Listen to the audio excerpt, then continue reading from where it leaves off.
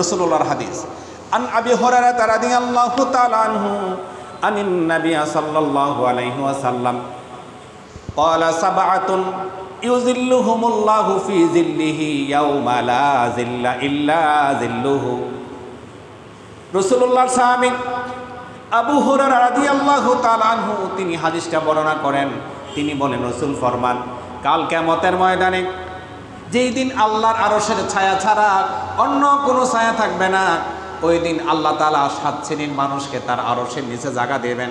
এক নম্বরে হলো ইমামুন আদিলুন, যেই ন্যায় বিচারক ইমাম, যেই ব্যক্তি ইনসাফ ভিত্তিক ন্যায় বিচার করবে, পক্ষ অবলম্বন করবে না, আল্লাহর কোরআন অনুযায়ী যেই বিচার ফয়সালা করবে, ওই সমস্ত ন্যায়পরায়ণ ইমামকে, ন্যায়পরায়ণ শাসককে আল্লাহ তাআলা আরশের নিচে জায়গা দেবেন। পড়েন সুবহানাল্লাহ। 2 নম্বরে হলো ওয়াশাবুন নাশাআ ফি ইবাদাতিল্লাহ, ওই যুবক যার জীবনটা আল্লাহর ইবাদতের মধ্যে ব্যয় করে, ওই যুবক যার জীবন জৈবনটা আল্লাহ রাব্বুল আলামিনের জন্য ব্যয় করে দেয়। 3 নম্বরে হলো ওয়ারাজুলুন কলবুহু মুআল্লাকু ফিল মাসাজিদ, ওই ব্যক্তি, যেই ব্যক্তির হৃদয়টা, যেই ব্যক্তির অন্তরটা মসজিদের সাথে লাগানো থাকে। ফজরের নামাজ পড়ার পর জোহরের নামাজের আজান কখন হবে, মসজিদে কখন ইমাম বলবে হাইয়া আলাস সালাহ হাইয়া আলাল ফালাহ, এই তার কানটা থাকে মসজিদের দিকে। যখন মসজিদের দিকে মুয়াজ্জিন যখন আজান দেয়, নামাজের জন্য আসো, কল্যাণের জন্য আসো, বান্দা দুনিয়ার সকল কিছু ছেড়ে দিয়া আল্লাহকে সেজদা দেওয়ার জন্য দৌড়াইয়া চলে আসে। পড়া যাবে কি সুবহানাল্লাহ। 4 নম্বরে হলো ওয়ারাজুলানে তাহাব্বানে ফিল্লাহি ইজতামা আলাইহি ওয়া তাফাররাকা আলাইহি, যেই ব্যক্তি একজন অন্যজনকে ভালোবাসে আল্লাহর জন্য, একজন অন্যজনকে ঘৃণা করে, সম্পর্ক ছিন্ন করে, এটাও আল্লাহ রাব্বুল আলামিনের জন্য। একজনের সাথে অন্যজনের সম্পর্ক হবে কার জন্য? আল্লাহর জন্য।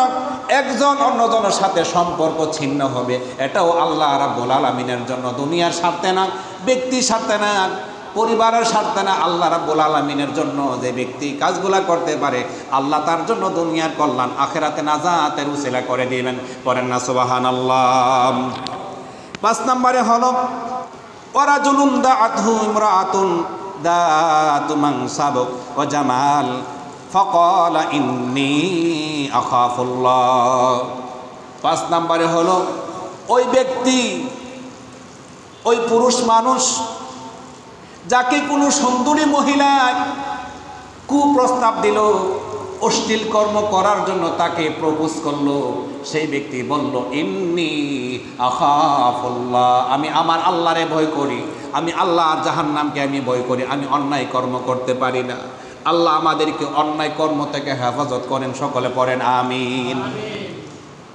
6 নম্বরে হলো ওয়ারাজুলুন তাসাদ্দাকা বিসাদাকাতিন ফাআখফাহা হাত্তা লা তা'লামু শিমালুহু মা তুনফিকু বিয়ামিনু, যে ব্যক্তি আল্লাহর জন্য দান সদকা করে, যে ব্যক্তি আল্লাহর জন্য অর্থ করি ব্যয় করে, সে যখন ডান হাতে ব্যয় করে বাম হাত সেটা জানতে পারে না। তার মানে হলো মানুষকে দেখানোর জন্য আল্লাহর পথে ব্যয় করে না, সে ব্যয় করে আল্লাহকে রাজি করার জন্য, আল্লাহকে খুশি করার জন্য। আমরা যেন সর্বদা আল্লাহর পথে, আল্লাহর জন্যই যা কিছু ব্যয় করি, আল্লাহর জন্য যেন ব্যয় করতে পারি। আল্লাহ আমাদেরকে কবুল করুক। সবাই পড়েন আমিন।